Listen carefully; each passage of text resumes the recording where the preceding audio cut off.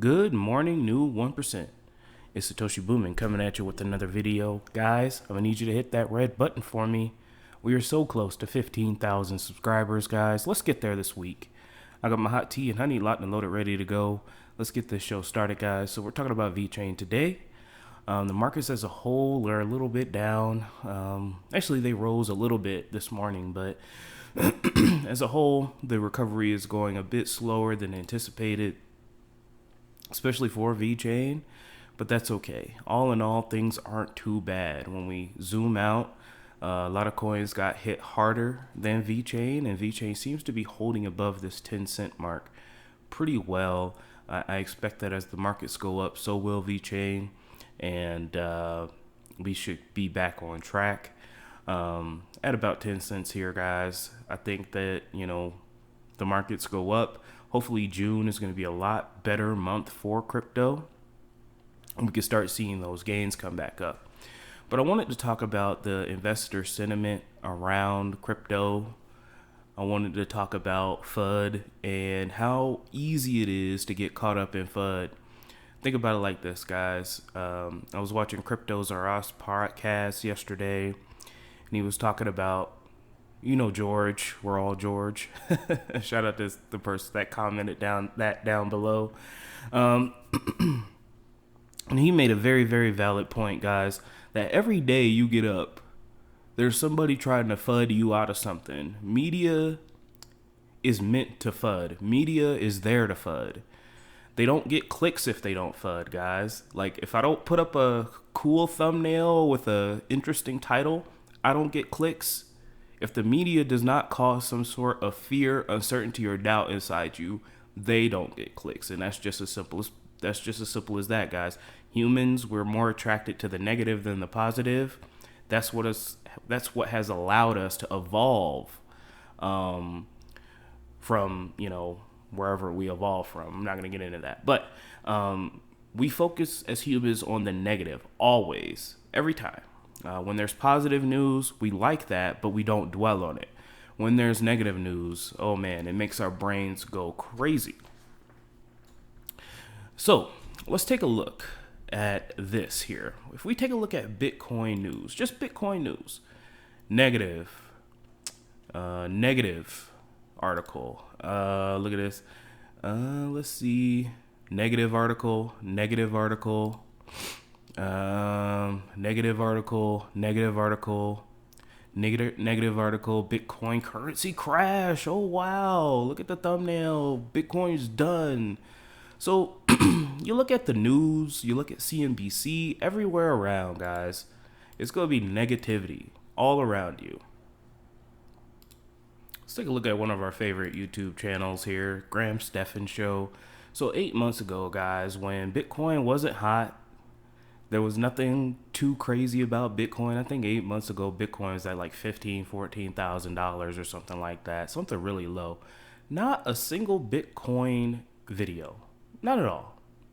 At all, guys. My mans didn't even care about Bitcoin. He didn't know nothing about Bitcoin. But as soon as Bitcoin gains a little bit of steam, let's take a look at this, guys. We got how many Bitcoin videos? We got one Bitcoin video there. Two Bitcoin videos there. Why I bought Bitcoin at the height of the bull run, guys. When things were going all the way up. My mans did not care about anything negative about Bitcoin. Okay? Let me see another Dogecoin video.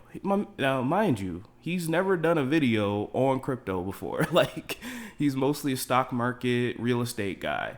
So that's 4 Bitcoin videos in the span of a couple of months when Bitcoin was slowly reaching all-time highs. Let's see. Another Bitcoin video. That's a positive one. Bitcoin starts to go down a little bit. There's a negative Bitcoin video. Oh, Ethereum to 10K when things are at their all-time high. I wonder why. Dogecoin out of control. Oh yes, getting them good views because Bitcoin and crypto are in the news. And then as soon as things get a little bit tough, negative video. Why you'll regret buying crypto in 2021. But down here, Man said Bitcoin to 50,000, 500,000. So what is the difference, guys? What am I trying to prove? I'm not trying to hate on him. I mean, he has way more subscribers than me. He's way more successful than me. Look at his car. I mean, that's beautiful. What I'm trying to prove here and what I'm trying to get through you guys' head is that people are so easily swayed. It was all good. It was all, you know, sunshine and roses and, you know, Bitcoin Kool-Aid when things were going up. But as soon as the heat turned on a little bit, people tucked tail and ran, bro. They ran so fast. If we look at Andrew here, another crypto YouTuber that I follow, why am I not subscribed to him? All right, well, we're gonna fix that. But the same thing, guys. Let's scroll down 5-6 months ago. No crypto at all. My mans didn't care about crypto. These people, you know, they come in, Johnny come lately, and then when we tell them, hey, crypto is very volatile. Hey, don't invest more than you can lose. Hey, crypto could go up 1,000%, but it could also come crashing down 90 to 100%. And they were like, no, okay. Soon as Bitcoin starts going up, that's one crypto video, 2 crypto videos. Let's see, 3 crypto videos, 4 crypto Ethereum to 10,000.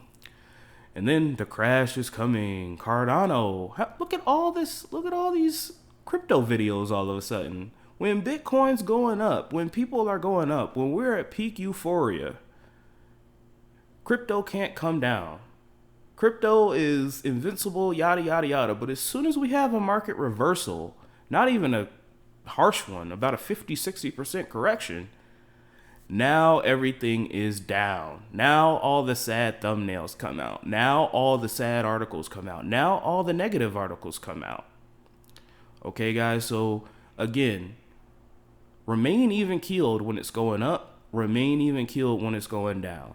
Because there's a lot of things out there that are trying to influence you to steal your crypto from you and transfer it to the hands of the already wealthy.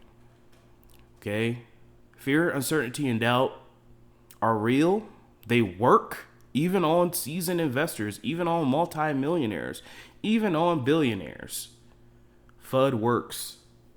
But you have to have toughness. You have to have, like I said, guys, during the 50% dip back here, we're putting on battle armor. We're growing battle armor in these markets. These stock people, they don't have the gall for crypto. Okay? 2% down and they're crying, oh, the stock market's crashing. It's 2%.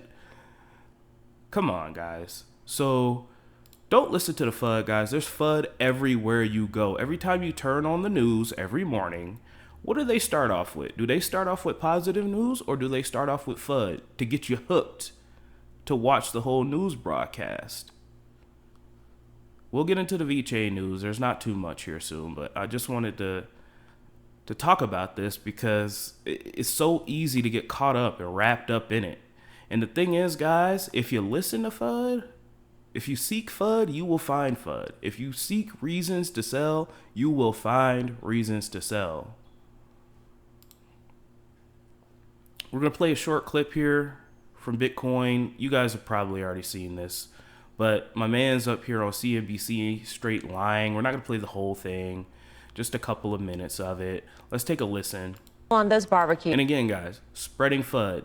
They don't start off with crypto recovering, crypto's doing this, Marlowe's coming out, VeChain 2.0's coming out. They don't talk about that. They don't talk about Ethereum 2.0, creating staking for people. They start off with the negative because that gets them clicks.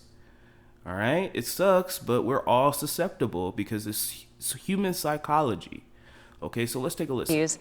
Crypto traders may have something else on their minds. The major coins getting slammed heading into the holiday weekend. And given how Bitcoin is traded when the stock markets are closed, how should holders brace for more pain? Let's get some answers from Chartmaster Carter Worth of Cornerstone Macro. Carter, what are you seeing? Well, my goodness, there's a lot going on, and obviously the stakes are high because as opposed to a year ago or 3 or 5, the money involved is much bigger. The risk here is that we are forming an important head and shoulders reversal formation. You can be called anything you want. We're going to look at the charts together and try to figure it out. So the first of a handful. What we know is what? We're talking about an important drop. We hit the highs on the mid-April point, April 14th, right? It was 64,870 or thereabouts. And we plunged 53% right to a trend line and hit the 30,000 level and bounced. But the bounce, as is often the case once you draw down that much, only made it back to where interested sellers were lying in wait, meaning after having lost money and then being... I just want to stop this real quick, and I want to say that CNBC is the same company, the same one that when Bitcoin was at 10,000, they laughed at people saying that Bitcoin was going to rise to $100,000, and it almost did. And now they're bringing out the FUD. So when they say something, we're going to do the opposite of what CNBC does, because again, who are they talking to? They're talking to retail investors. Okay, when they already break a story, when they tell you to buy something, it's already too late. And when they tell you to sell something, it's probably because they want to drop the price and buy more. That's what whales do. Being able to recoup it, often people sell into that move, and you can see that on that first chart. Now the second chart is the exact same chart, but I've drawn the lines a bit differently, which is to say, this is prospectively the shoulder of an important head and shoulders top. And so the mirror image left shoulder is that drawdown in the January period of this year, where we dropped 35% before going on to the big new highs. But here we are, and it's very symmetrical and starting to shape up that way. If and as, indeed, this is the formation and the way forward is lower, how much lower might we be going? Well, next chart. One reference point to consider is, of course, the high that we saw, the all-time high, in December of 2017. And you can see that line I've drawn along there. Often after breaking out from an important level, you'll revisit that level. It's a phenomenon that happens a lot in individual charts, in currencies, commodities, and there's no reason it can't happen in Bitcoin. And so that level is 20,000, plus or minus. So the question is, could we possibly, having dropped already 53%, could we go down that far, which we'd be looking at a 70+% decline for peak to trough? Well, take a look at the last two charts. We know that Bitcoin has had three similar drawdowns that have actually been even more severe. In 2011, we had a 93% decline. Now, it was new then, and of course, maybe a different animal now, but yet in 2014-15, we had an 86% decline. And then in 2018-19, we had an 84% decline. 93%, 86%, 84%, meaning it's not out of the question. So final chart, putting those all together, you see those three similar drawdowns, if and as this one continues, sort of 80 to 90%. And were we simply to pivot back to the highs from which we broke out, that would be the December 2017 highs, we would drop as far as 20,000. So he just went on TV and told all the retail investors that we're going to drop back down to 20,000. And of course, you could listen to that, guys. You could listen to that, sell, do what CNBC tells you to do, throw out all fundamentals, throw out, why you bought Bitcoin in the first place, and capitulate. That's what they want you to do. Okay? Again, if you seek FUD, you will find FUD. Okay? And that's all I wanted to bring up, guys. So I'm holding my VeChain for dear life. Whales are not going to get my crypto. Not this time. I already made that mistake once. Okay, I FOMO sold. I capitulated before in my crypto career, but I'm not doing that again, guys. I'm going to hold. I'm going to buy undervalued assets and just hold them for as long as possible. Okay, that's the easiest way. I've seen people make life-changing wealth, people telling me each and every day, hey, I follow you. I've never had more money in my life because you convinced me not to sell this, that, and the third. Thank you. So we're in this to win this, guys. Let's get on with the VeChain news. I'll put a timestamp here if you want to skip this whole rant, but everything's gonna be fine, guys. We're not too bad, and I can't wait to see what the future holds. Again, we're not gonna worry about this dip few months from. So onto the VeChain news, guys. Briefly, we're not going to go over this. This is a great article on 11news.com. Chinese government officials meet with VeChain, praises technology. China has been making anti-crypto moves recently, but in a refreshing change, government officials visited VeChain offices and praised this technology. This comes at a time when the project announced that VeChainThor had hit a long milestone, 1 million accounts. Pretty awesome, guys. VeChain is doing that hard work every day. China has been grabbing the headlines in regards of cryptocurrencies in the past month, but for the wrong reasons. The country is seeking to stomp out Bitcoin mining while also prohibiting banks from processing crypto-related transactions. However, in a refreshing change, government officials have praised blockchain technology, specifically VeChain. Getting that back. So, Singapore officials visited VeChain, and they say the VeChain blockchain is ever ready to serve the community, enterprises, governments, and more. Shanghai and Hangzhou district government reps made a visit to our office. We are glad to discuss potential transformative collaborations, and we know that the carbon market is coming out for China. There is speculation that VeChain could be working with the Chinese government on their carbon markets. If you don't know what carbon markets are, guys, I have a video.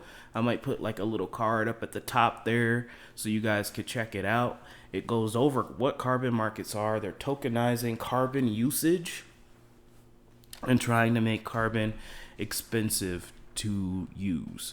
The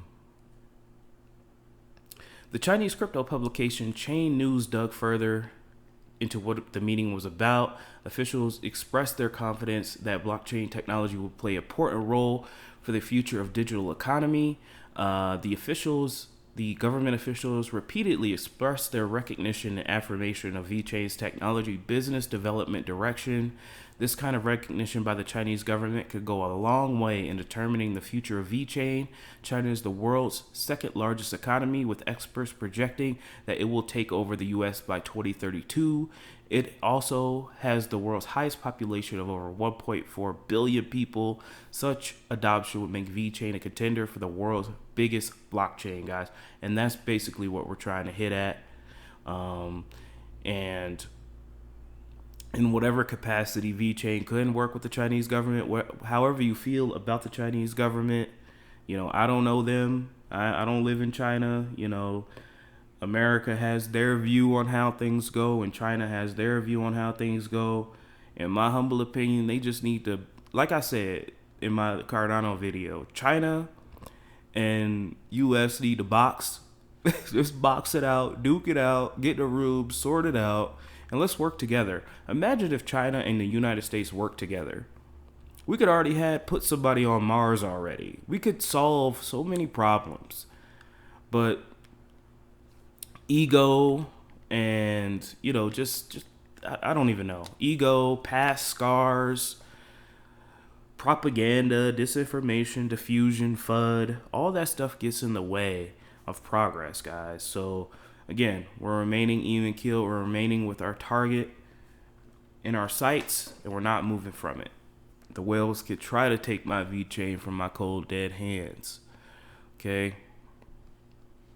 Then it goes on to talk about 1 million VeChain accounts and NFTs. Moving on. Thank you, Eisenreich. This is awesome find here. VeChain Security and Blockchain 21 at SBC, an international group of researchers and developers, address the security challenges in blockchain. Alpha Block, VeChain's evaluation of blockchain consensus protocols, was one of the 5 accepted papers. So this is pretty awesome, guys. VeChain doing the hard work here. ZRAN, VeChain, Shanghai, China. And then we got Peter Zhu here, the chief technology officer of VeChain here. And this is their paper, Alpha Block, an evaluation of framework for blockchain consensus protocols. The consensus protocols play a pivotal role to balance security, efficiency, in the blockchain systems. In this paper, we propose an evaluation framework for the blockchain consensus protocols termed Alpha Block.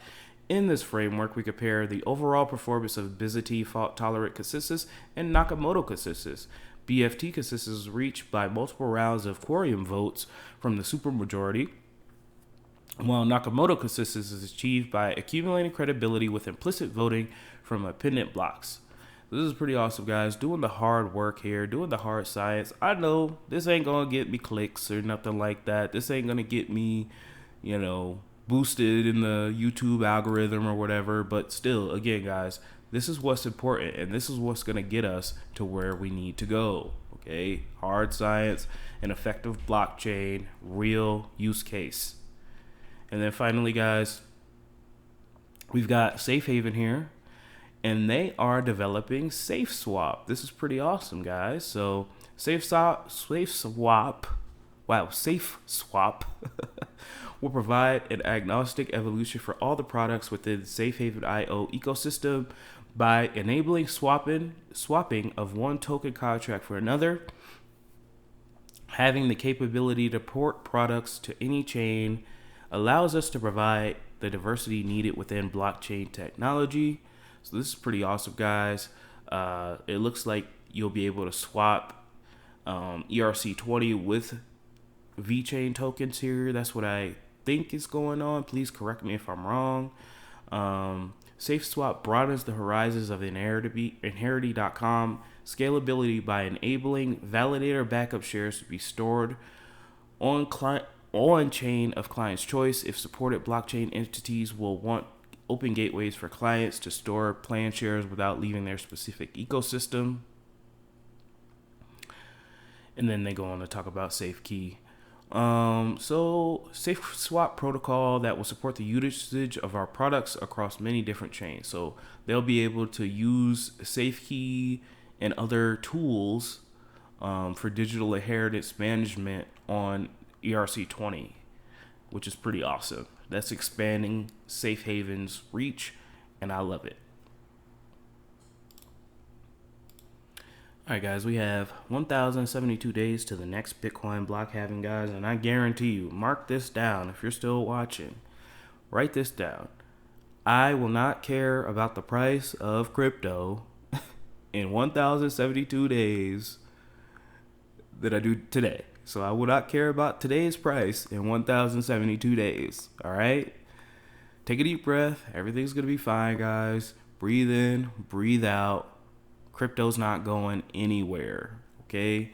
Taking a look at the markets here, guys. Things are, moving a little bit sideways, unfortunately. Looks like it's slow to refresh here, but hopefully these are the right prices. I don't know why it's not refreshing. But taking a look here, Cardano's doing wonderful. We're going to talk about SingularityNet in our Cardano video. There's not too much Cardano news, quote unquote, but there's a lot of SingularityNet news, so stay tuned for that. Taking a look here, VeChain still at 11 cents. Looks like it just finally refreshed. So it looks like things are in the green here. Bitcoin dipped a little bit yesterday. It's hanging out in that trough there. Hopefully, can get back above 40K on our way to 60 again. Cardano up 17% on the day, guys. Again, man, Cardano is a sleeping giant. It is what it is. VeChain slowly but surely trying to get back up again. Still stuck there at that 20 market cap, but that's okay. Taking a look at any major pumps. Is there anything major that happened? Doesn't look like it. No. Decred is up 15%. Oh, Engine Coin's up 24%, which is awesome. I bought Engine Coin at 5 cents. That was awesome.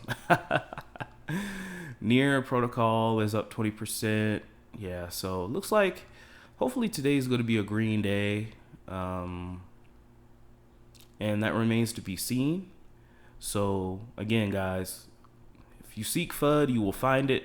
If you seek solace and you seek comfort, you will find that as well. Just buy and hold, guys. That's the simplest way, the easiest way to make money in crypto, and we're all going to be okay. All right, guys? I'd like to give a wonderful shout out to our Patreon subscribers: AJ, Brett Galacos, Mac Harris, Sergio, Lassie Nielsen, The Fernline, Jeffrey, Ethan, AmericaHomeRemedies.com. Let's try this again. I'd like to give a shout out to my wonderful Patreon subscribers: AJ, Brett Galacos, Mac Harris, Sergio, Lassie Nielsen, The Fernline, Jeffrey, Ethan, AmericaHomeRemedies.com. Maryland for Crypto, Boost, Wayne, Farooz, Dan, Brady, Adams, Joel Minutes, Kyle Bachi, Crypto SVT.SI, Eric Parra, added the voice for the people, HBD, SouthBay.com, Ryan Ingram, Daniel A. Crypto Chemtrails, Climax CH, Angela Schroyer, Craig Wadding, C. Vale, Maker Dow Crumbs, Bearder, Leon Jackson, Jacob Connor, and thank you to our new Patreon subscriber, Yaya. I really appreciate you guys. Thank you for being 10 toes down with me. I know this is a very long video, guys, but I hope you found some value in it. Don't let your means be dreams. I will talk to you soon with the Cardano updates. It's all Singularity Net, so hopefully you guys enjoy that. I love each and every one of you guys, and I'll talk to you soon. Don't let your memes be dreams. Have a good day.